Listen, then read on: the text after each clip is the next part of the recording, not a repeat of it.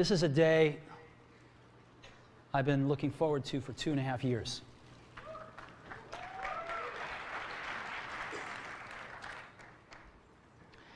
Every once in a while, a revolutionary product comes along that changes everything. And Apple has been, well, first of all, one's very fortunate if you get to work on just one of these in your career. Apple's been very fortunate. It's been able to introduce a few of these into the world. In 1984, we introduced the Macintosh. It didn't just change Apple, it changed the whole computer industry.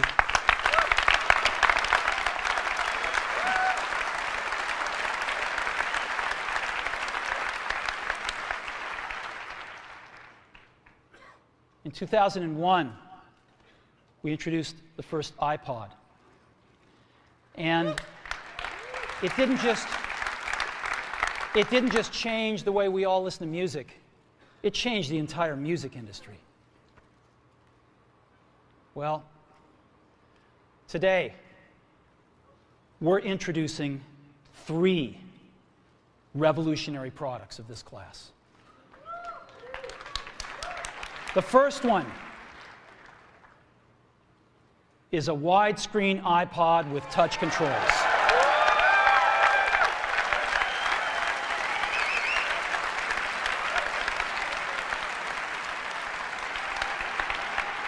The second is a revolutionary mobile phone.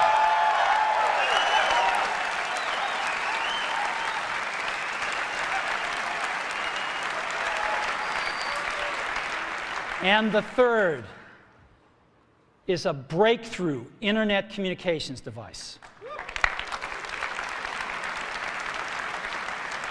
So, 3 things. A widescreen iPod with touch controls, a revolutionary mobile phone, and a breakthrough internet communications device. An iPod, a phone, and an internet communicator. An iPod, a phone. Are you getting it? These are not 3 separate devices. This is one device. And we are calling it iPhone. Today, Apple is going to reinvent the phone. And here it is.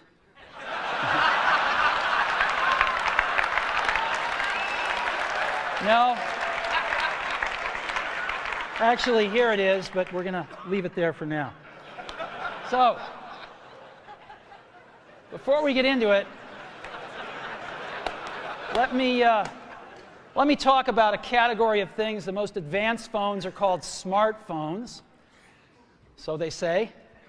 And they typically combine a phone plus some email capability, plus they say it's the internet, sort of the baby internet, into one device. And they all have these plastic little keyboards on them. And the problem is that they're not so smart and they're not so easy to use. So if you kind of make a Business School 101 graph of the smart axis and the easy to use axis, regular cell phones are kind of right there. They're not so smart and they're not so easy to use. But smartphones are definitely a little smarter, but they actually are harder to use. They're really complicated. Just for the basic stuff, people have a hard time figuring out how to use them. Well, we don't want to do either one of these things. What we want to do is make a leapfrog product that is way smarter than any mobile device has ever been and super easy to use. This is what iPhone is. Okay? So, we're going to reinvent the phone. Now, we're going to start with a revolutionary user interface. Is the result of years of research and development. And, of course, it's an interplay of hardware and software. Now, why do we need a revolutionary user interface? I mean, here's 4 smartphones, right? Motorola Q, the BlackBerry, Palm Treo, Nokia E62, the usual suspects. And what's wrong with their user interfaces? Well, the problem with them is really sort of in the bottom 40 there. It's this stuff right here. They all have these keyboards that are there whether you need them or not to be there. And they all have these control buttons that are fixed in plastic and are the same for every application. Well, every application wants a slightly different user interface, a slightly optimized set of buttons just for it. And what happens if you think of a great idea 6 months from now? You can't run around and add a button to these things. They're already shipped. So what do? It doesn't work because the buttons and the controls can't change. They can't change for each application, and they can't change down the road if you think of another great idea you want to add to this product. Well, how do you solve this? It turns out we have solved it. We solved it in computers 20 years ago. We solved it with a bitmap screen that could display anything we want, put any user interface up, and a pointing device. We solved it with the mouse, right? We solved this problem. So how are we going to take this to a mobile device? Well, what we're going to do is get rid of all these buttons and just make a giant screen. A giant screen. Now, how are we going to communicate this? We don't want to carry around a mouse, right? So what are we going to do? Oh, a stylus, right? We're going to use a stylus. No. No. Who wants a stylus? You have to get them and put them away, and you lose them. Yuck. Nobody wants a stylus. So let's not use a stylus. We're going to use the best pointing device in the world. We're going to use a pointing device that we're all born with. We're born with 10 of them. We're going to use our fingers. We're going to touch this with our fingers. And we have invented a new technology called multi-touch, which is phenomenal. It works like magic. You don't need a stylus. It's far more accurate than any touch display that's ever been shipped. It ignores unintended touches. It's super smart. You can do multi-finger gestures on it. And boy, have we patented it.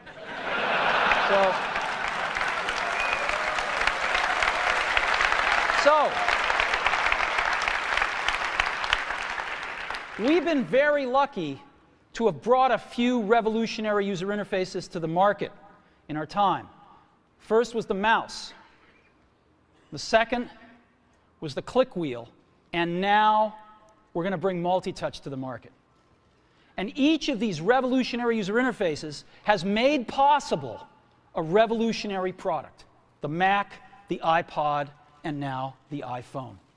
So, a revolutionary user interface. We're going to build on top of that with software. Now, software on mobile phones is like, it's like baby software. It's not so powerful. And today, we're going to show you a software breakthrough. Software that's at least 5 years ahead of what's on any other phone. Now, how do we do this? Well, we start with a strong foundation. iPhone runs OS X. Now,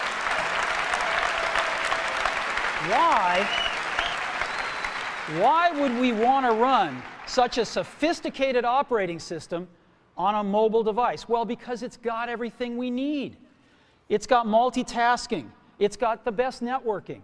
It already knows how to power manage. We've been doing this on mobile computers for years. It's got awesome security. And to write apps, it's got everything from Cocoa and the graphics, and it's got core animation built in, and it's got the audio and video that OS X is famous for. It's got all the stuff we want, and it's built right in to iPhone. And that has let us create desktop-class applications and networking, right?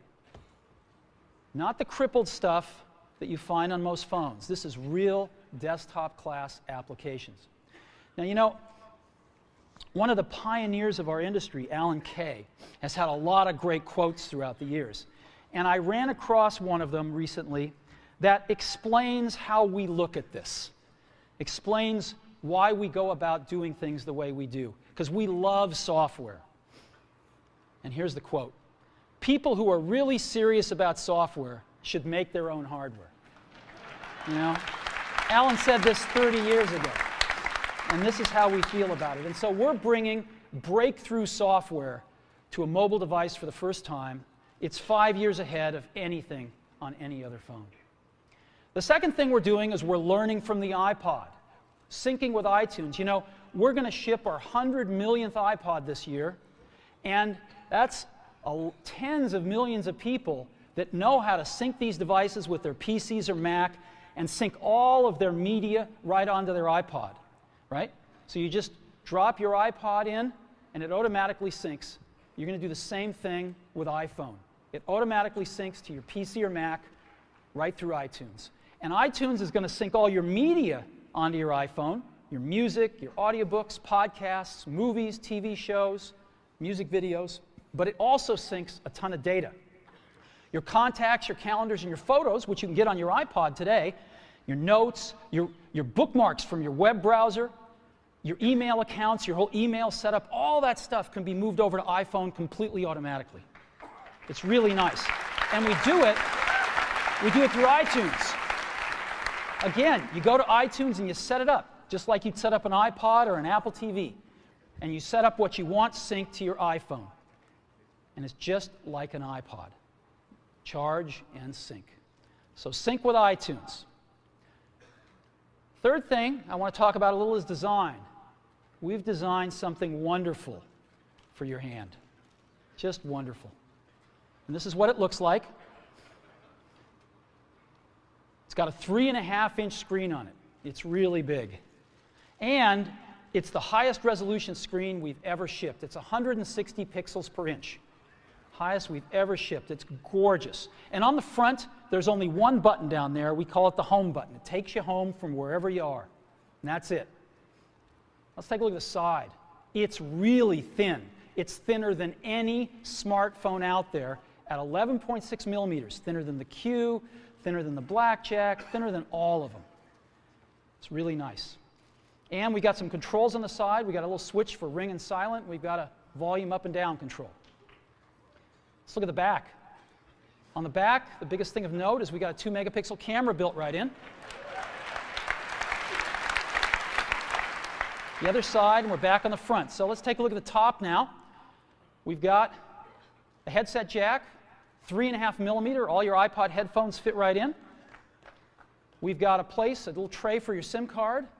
And we've got one switch for sleep and wake. Just push it to go to sleep, push it to wake up. Let's take a look at the bottom. We've got a speaker, we've got a microphone, and we've got our 30-pin iPod connector. So that's the bottom. Now, we've also got some stuff you can't see. We've got 3 really advanced sensors built into this phone. The first one is a proximity sensor. It senses when physical objects get close. So when you bring iPhone up to your ear to take a phone call, it turns off the display and it turns off the touch sensor instantly. Well, why do you want to do that? Well, 1, to save battery, but 2, so you don't get spurious inputs from your face into the touch screen. Just automatically turns them off, take it away, boom, it's back on. So it's got a proximity sensor built in. It's got an ambient light sensor as well. We sense the ambient lighting conditions and adjust the brightness of the display to match the ambient lighting conditions. Again, better user experience, saves power.